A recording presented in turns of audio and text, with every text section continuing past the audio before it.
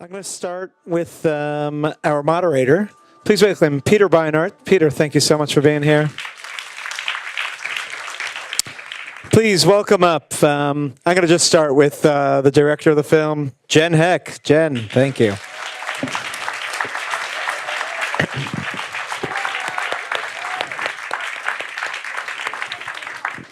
She comes with accompaniment, as you can see. I'd like to welcome also the editor of the film, Ben Frazer.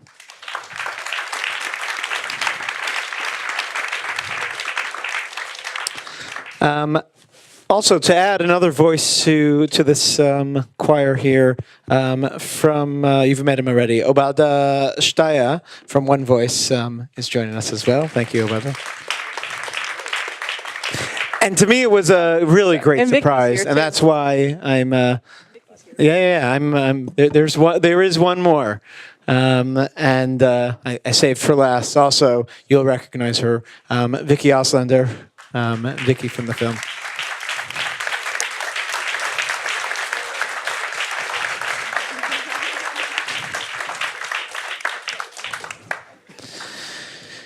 Peter, I hand things over to you. Great.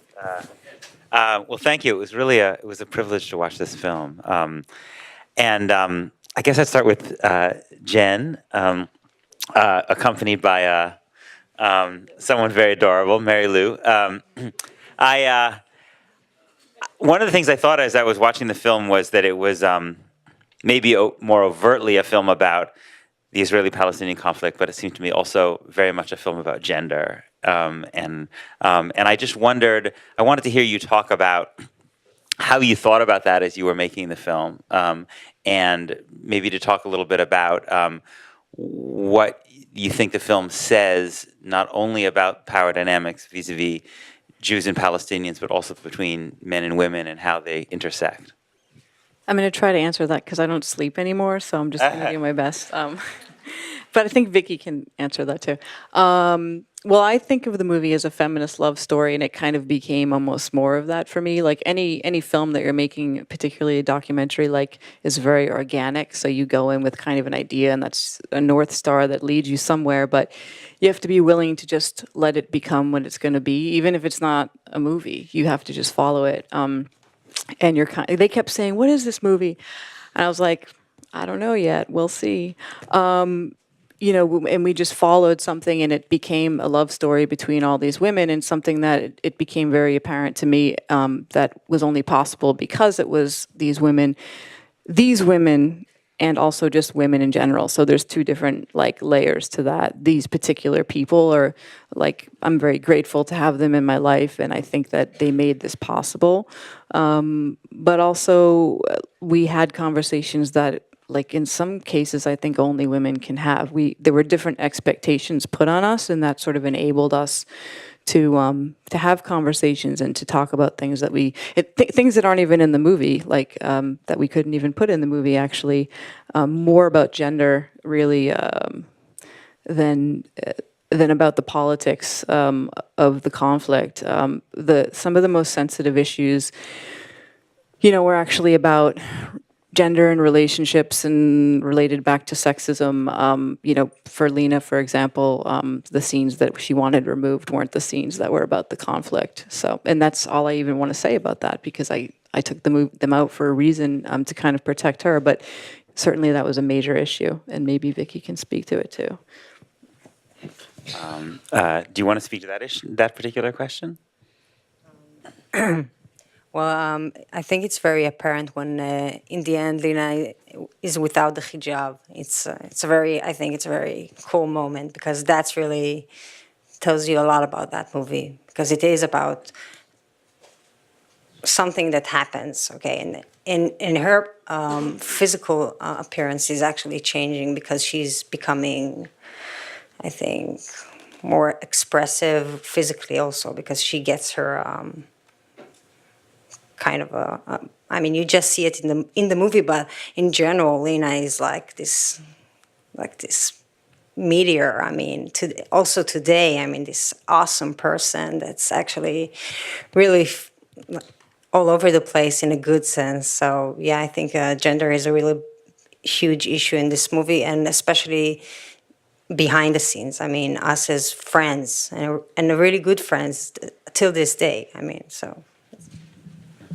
Obada, I wanted to ask you a little bit about how you saw the film as a Palestinian, and I've seen firsthand myself the power for Israeli and American Jews of experiences with Palestinians and forcing us to reckon with the kind of brutal reality that often both Israeli and American Jews pretend doesn't exist. But also, I personally have been very aware that there are power dynamics that come into play in those interactions because of the power imbalances that exist. And so that was something that I wondered about as I watched the film, And so I'd just be interested in your thoughts about the film, but also your thoughts about how you can have authentic, genuine interactions between Palestinians and Jews, given the massive power imbalance that exists between the two sides. Yeah, thank you. First, it's so exciting to be here with you all, especially the people who were in the movie. Thanks for inviting them. The movie, so first let me say that I am from Nablus, so I know all those scenes firsthand, so it's so exciting for me. I know the guy in the sweet store personally. He knows me too. So one observation is that Lena, everybody else, but Lena particularly being the woman from Nablus, is one of the most courageous people I've ever seen, encountered in my life. I'm not sure that I would have been able to do this stuff that she did, go through this experience of bringing Israelis into my house. The only Israelis who came to my house are soldiers. So yeah, that's one thing. About interaction, I cannot say a ton of things about this because I've never gotten a permit to go to Israel. So Lena was lucky to get a permit. So in addition to that, the permits are complicated, long, and so forth. Most Palestinian men, especially younger, I don't know exact statistics, but I would say under 40, almost never get permits. So this is what I can say from my perspective. And the last piece that I would add is that the only Israelis I ever interacted with were Israelis in the United States or outside of Israel. So I've never actually interacted really with Israelis inside Israel. Although OneVoice had at one point a piece where senior youth leaders would meet one another, let's say before a tour to the US. I never got a permit to do that. Yeah, actually, Lena's kids do Hands of Peace, and they talked a lot about how it was much easier to meet people on a different continent than 30 minutes apart. So, and that's where they met Israelis for the first time also. And to go back, I just was thinking about the gender question, and just to touch upon the two men in the film. Sorry, totally different direction again. Please. But neither of them end up coming in being in the band, which the band is kind of a metaphor for the whole society. There's kind of different people take on different roles, which was not intentional from the start, but sort of became evident and I think becomes an interesting component to the movie. But yeah, I mean, for obvious reasons, and also more subtle reasons, neither of the men end up being able to participate. And some of the reasons that they can't participate are the same reasons why the peace process can't move forward. So I think that's kind of an interesting parallel. And one of the things I wanted to do was to sort of be able to explain the complexity of the situation in a way that was simple, we're just trying to go from here to here. So it's not there is a sort of academic moment where we explain areas A, B, and C, but it's easier for people to just be wait, I just want to go to your house. How does that work? And we weren't even sure. I mean, the funny thing is when we started, nobody knew the rules. Everyone would tell me something different. And I was can anyone tell me where can we go? Where can we not go? I don't know if you remember any of that, Viki, but that was a big thing for me. People wouldn't, we just couldn't get an answer. I don't even remember how I eventually figured it out.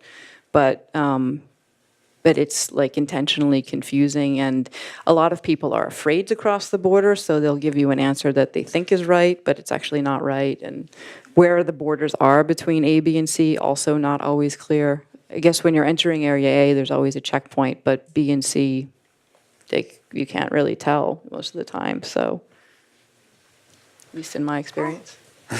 No, you can actually get lost. Yeah. Yeah. Oh, I've been lost. Yeah. Yeah. Actually, on ABC, this is funny to say that I think one of the streets that appeared in the movie, so Nablus is supposedly Area A, but the main Nablus, like think like in Washington, because like I live in DC, like it's easier for me to make that parallel. So I think Constitution Avenue is Area C, but DC is Area A. Ben, I wanted to get you in, and I just I wonder if you could talk a little about what your experience was like being part of this, what you saw behind the scenes, and you know, what you think people should take away from the film. Thanks. Well, I guess I'll just say, you know, in the film, there's a moment where Jen says, you know, I have this weird job working reality TV, and that's kind of how we met. And I remember I was working with her, and she said, I'm going to be out next week. And I'm like, well, where are you going? Vacation? And she's like, I'm going to Israel to film some pickups for this movie. And so I was like, I really want to see what this is about. And the first scene I saw was the scene with you, Viki, driving Lena back to the West Bank after her one-day permit. And I saw the connection between what I really saw the first time I watched it was between Viki and Lena. Obviously, Jen and Lena have a connection in that scene as well. But when I first saw it just felt so powerful. I didn't know them yet. I didn't know Lena. I didn't know Viki. But you could just tell the history that they shared and the love they shared for each other. And I wanted to be involved in telling that story because something about that just really spoke to me. I have a Jewish background, grew up in New York City, but this was something I really wanted to be involved with. And what does Lou think? She's hungry. And I think, are you talking about the scene that's not in the movie anymore? Because It's very cut down, but it's still there. It's when they hug and the line that's still in there is that that hug did not want to let go. But obviously it was a much, much longer scene. Every scene was much longer at some point. So painfully we had to cut a lot, but and I think Ben, you can maybe talk too, like you had to figure out so much because all the stuff I was figuring out how to explain. Sorry, Lou. it's late. Yeah, you can come in for a rescue. So, yeah, it was a process of figuring out not just bye,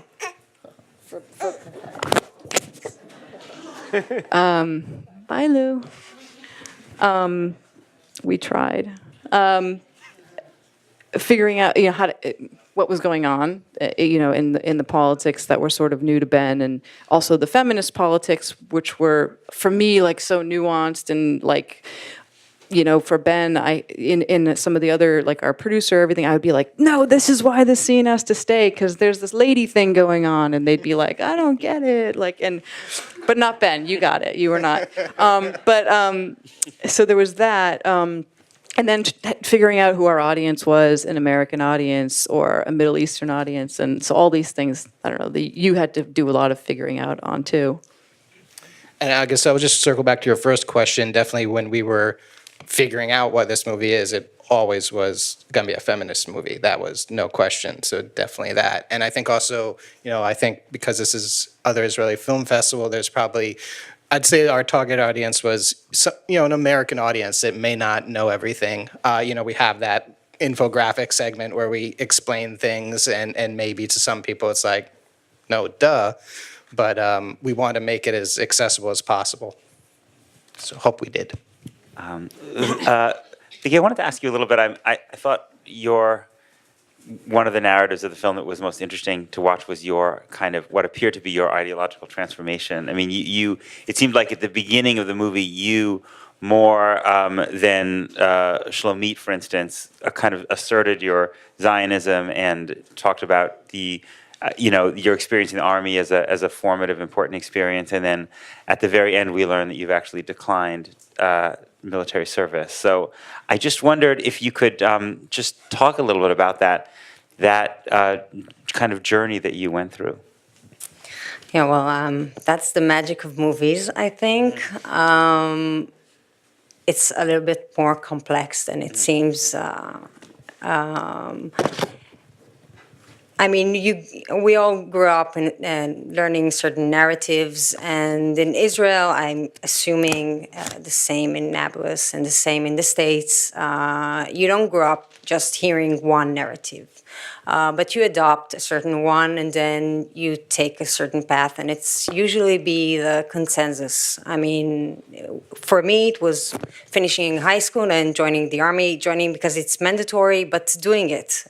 Today, there are more than ever young people, 18 years of age, that decline at that age to serve. I mean, they're saying we're not going to do that, and that's their pacifist way.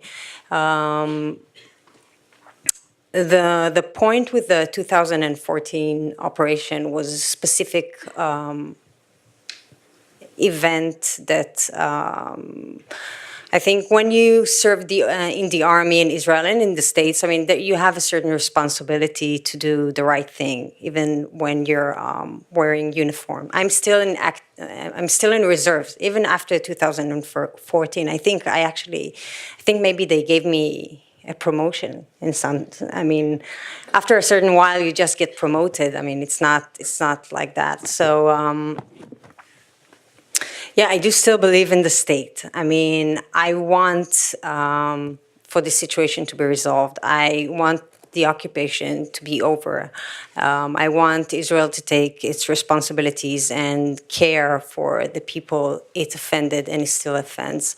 And in that narrative, I still believe in the state that I'm a part of. So you always have to balance that. And in the film, you see part of me changing because of Lina, because there's actually a real strength in meeting someone face to face and love that person and be a guest at their home and meet their children and love their children. And yeah, it changes something about you. It opens you more. But in overall, the transformation is larger than that. I mean, because we live in a very complex situation.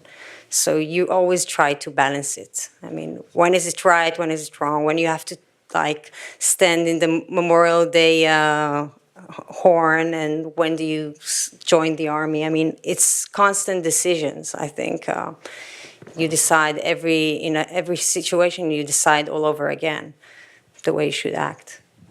I want to go to questions in the audience, but I want to just quickly, before we do for 1 second, I wanted to ask about one more question.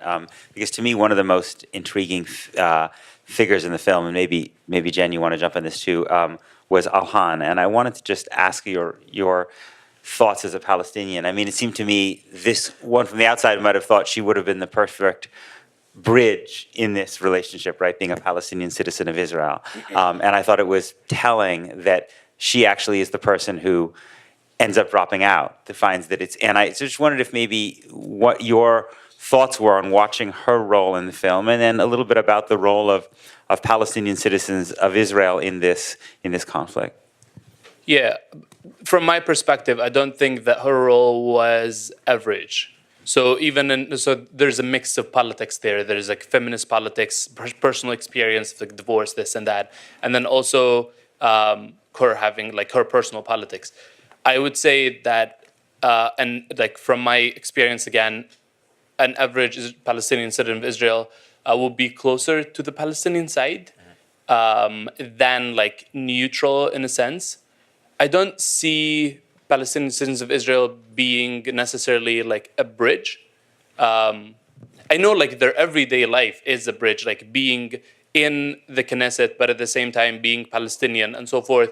Like I can't really, like I don't see like in a future transformation them necessarily being like a bridge between the two people. Yeah, maybe in a post-conflict reality where they're able to reconcile their Palestinian identity with the state, they would play like a diplomatic role with Palestinians or something.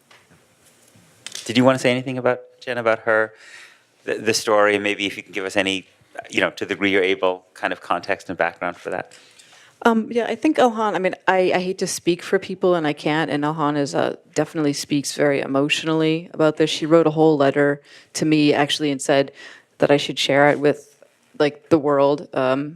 It's somehow, I don't know how I'm going to do that, but I think she was. I will say in short, she had a lot of emotional conflict. That I think she felt a lot of responsibility meeting Lena and confusion because her life was so different, and maybe there was some guilt associated with that. And she talks about being in the middle, living in Haifa and being bombed by people from Lebanon, but at the same time identifying with them, and the conflict that came with that, the conflict that comes for her as a woman, going through a divorce and feeling alienated by her Palestinian friends who were also asking her to be a part of the struggle for Palestinian independence, but didn't want to support her in her own struggle for personal independence, and then having her Jewish friends be the support network there. Just a lot of confusing feelings going on for her. And she's a very emotional person. She's an artist. She's very articulate about how she feels. She has a process to try to figure that out. And after we finished the movie, she kind of just disappeared for a year. I mean, it wasn't only about this, but this was part of some other things that were going on, and this was definitely a big part of it. And and it did also have a big effect on her.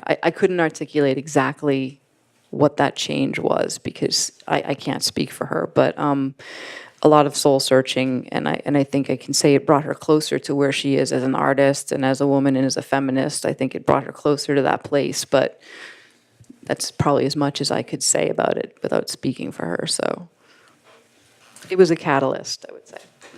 Well, let's go to the audience. I think we have a mic going around, and just specify who particularly you're asking the question to. In the movie, it said that Lena is going back to graduate school. I'm wondering how she's doing now and what she's been up to. She is at school. She's still at school. She's finishing soon. Gender studies is like feminist studies, kind of. She's doing well. I mean, she's focusing more on her art. Obviously, she's divorced, and there's a little bit of drama around that. But she's been doing a lot more work as an artist. And when we premiered the movie in California, she came out and did this incredible interview where she just I don't know, she spoke so unbelievably articulately about feminism. And I was like, wow, I don't know, she's really taken on that, a lot of those ideas, and is I think kind of I don't want to say role model because that's not the right word, but I think a real force within the community that she's in. She lives in Ramallah now, so it's a little bit more open, than Nablus. And I don't know, when was the last time you saw Lena? Maybe you've seen her more recently. I think last year I saw her. Right, maybe when we were all. Woodstock. No, we're still, yeah. Yeah. We're still friends. I know people ask that. We're all friends, and we see each other occasionally. It's not a very easy thing to do. Yeah. We have a question up here. I just had a question for Viki. In the film, you say that it sounded like under the influence of the film, you turned down this call from the Army, but you're still in the Army. What was that? Okay, so I did my service. It's a mandatory service. I'm an officer, so I'm in reserve. I have a job as a reserve. Is that the term you use, right? When you're not in regular service. And then there was, I don't want to get into too much into details, but the 2014, in my perspective, was a horrible, terrible thing. And I didn't want to take part in it. Being a kind of low-ranked officer, I was giving somewhat of a nice pass. I said, I'm not going to do that. I don't want to come. And okay, let's not make a fuss of it. So don't come like that. A couple of phones and don't come. But I'm still part of the Israeli army in that sense that I'm there until my first child or 45, I think. That's the general rule. And again, because I'm still a part of the state and in an ideologic sense. I'm not detaching every sense of my being from what you have to do, but I'm invoking my civil responsibility. I don't know if it's okay to do that. That's what I think it's okay. So that's what I did and will do again if I think it's right. I think that's democracy. I think that's my democratic responsibility. So that's what I did. There's a question over here. I'd like to know if the movie was shown in Israel and in the Palestinian territories and how it was received in both countries. We have not screened there yet. We basically, it's a little bit touchy, especially showing it in the Palestinian territories. So that's, on hold for the time being. So. I have a question for Viki. Are you still teaching at the university, international relations? Oh, I finished that like 2 years ago. Oh, because what I was curious about was the questions you were raising in class. How many of your students came around to understanding these questions about responsibility, and how much was still involved in the state propaganda? Well, it's interesting because they came to film in a very, it was completely random, right? They just came one day and it was, By they, you mean me and no one else. It was totally just me, yeah. Okay. I think we were late for my class, right? And it was just about, when I did my bachelor's degree, I was they never spoke about the Holocaust in international relations in a certain class. And I thought it was really weird because, how can you speak about every single treaty that was signed from the 1900s to the 21st century and completely shut out that section? But they said, well, it's not international relations. And it was in exactly that day that Jane came along that it was the Memorial Day or something. So I talked about it and try to put in an international perspective about it. What do you say about apologies and why do states... and in general, I think... I want to believe that college students are really open for new questions and new thoughts, and I hope if I had anything to give, I gave it and they took it. That's all I can say. We have a question right here in the middle. No, he passed. It was answered right here in the middle.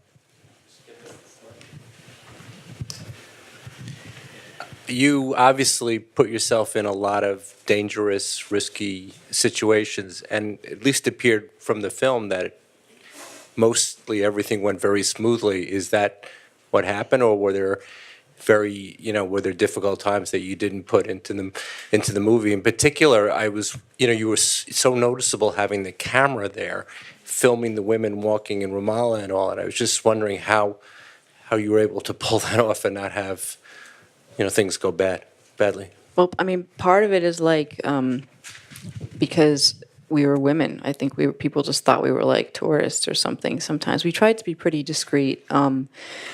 It was definitely easier than we thought it was going to be because people were giving me dire warnings constantly. But I also didn't go into it blindly. I had plenty of people who had more experience who were giving me sort of a realistic sense of what was going on, and would let me know if it was a bad time. But and just trying to be very conscientious of it, talking to everybody in the group, okay, are we comfortable? Are we not comfortable? We did the worst thing that happened, wasn't on camera because we couldn't film it. I don't think you were actually there that time though. The time with Lena, where we got stopped. We actually got stopped because I was very stupidly filming something by myself. They were all sitting in a car waiting for me, and I was filming something because I just liked how it looked. It wasn't even a person. It was a B-roll shot. And, I stopped in front of a prison in Area A. I wasn't even looking at it. I wasn't facing it.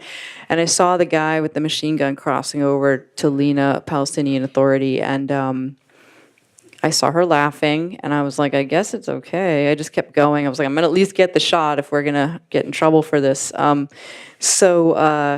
Yeah, that didn't end up going that well. So they told us, and we had Shlomit in the car who, had an Israeli ID, and it was illegal for her to be there. And then we had, my kind of PA helper guy and his friend who had just landed in Israel like that afternoon and had never been there and didn't really like know anything about it, which was kind of funny.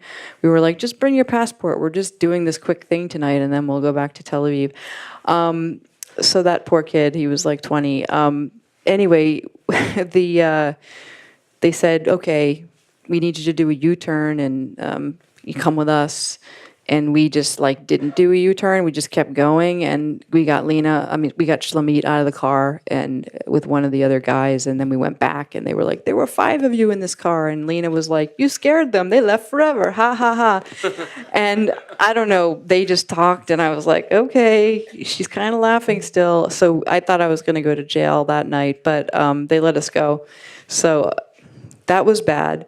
But that was like the worst thing that happened. Really, after that, we became a lot more aware of what the limitations were. But we were mostly in private spaces. When we were out in the streets, it was just me usually, and it was just sort of more discreet. And the reality of the band thing did come about because, especially with Lena's kids, like we didn't want to like bring any attention to them or bring any trouble to them. And everyone knew that Lena was a musician and an artist and kind of like a free-spirited person. It was just like a commonly known, accepted thing. And we were very aware of her neighbors, like watching us getting in and out of the car and stuff. And it was like, well, if we have instruments, they'll just think we're like her weird friends and kind of be fine with it. And that's sort of what happened. So that was how we did it. It's like we're carrying these props, basically. No one even really knows how to use. Like we had one keyboard. Everyone can play piano.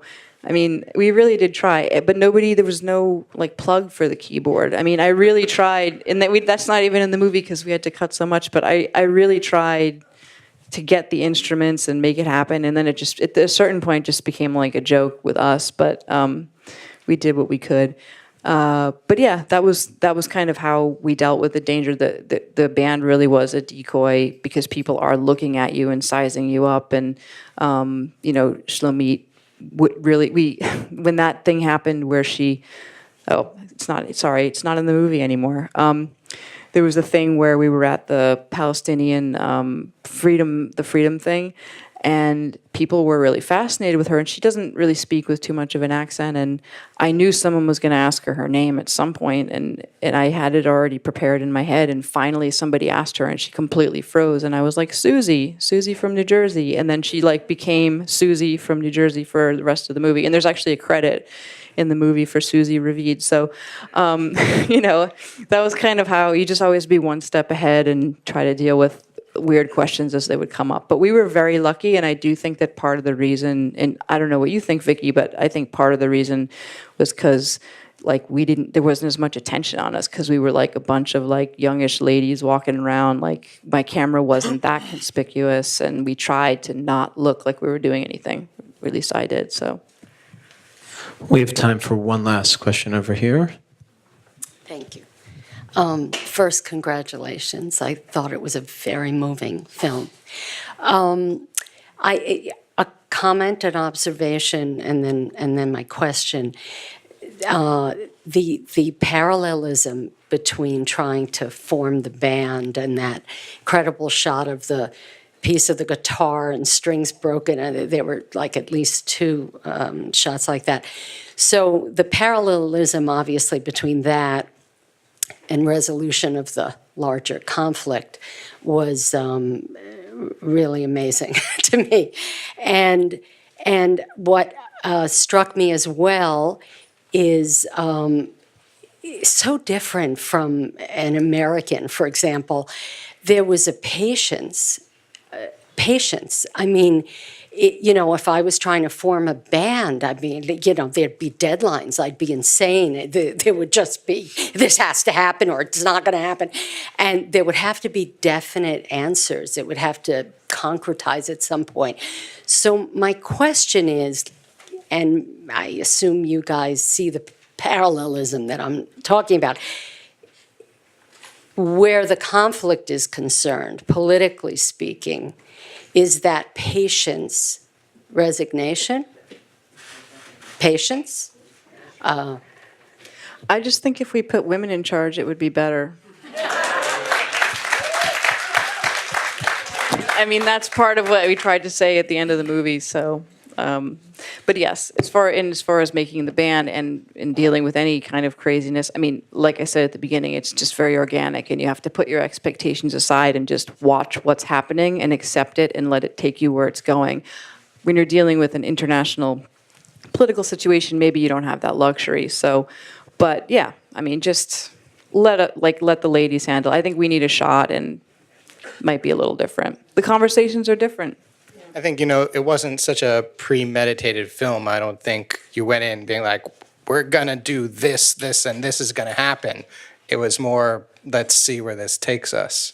And then we found it. Yeah, I mean, give everybody a sort of general common goal to keep some sort of structure, but then just see where it goes, see what happens. And I didn't know what was going to happen, so. It wasn't so much a criticism, obviously, of the film, more of a Let- lethargy in film the band. Yeah. Let me just. I want to make sure that the other folks get a last chance to. Would either of you like to offer a last comment in response to this, or more general? No, the last thing I want to say is that I said at the beginning that Lena is one of probably the most courageous people I know. But it's not only Lena; it's also everybody in the film, and the Israelis who also went into the West Bank. Not only because they went into the West Bank, but because they decided not to be indifferent and to take this step. And it was from a position of strength, if you want to think of the asymmetric conflict. So. Yeah, and also I want to stress that regarding the question about was it dangerous and how did it, you have to remember that most of the people surrounding us they don't want any conflict. They see a bunch of ladies or men walking down the street, they don't frown upon it immediately. I mean, they're okay with that. The majority of the people are, okay with that. I mean, that's a very important thing to remember, I think. And don't be thinking too intensely about the conflict as if it's every last bit of us wants to be a part of it or is a part of it actively. I mean, it's not the way we live our lives, I think. Thank you very much. Thank you guys for coming.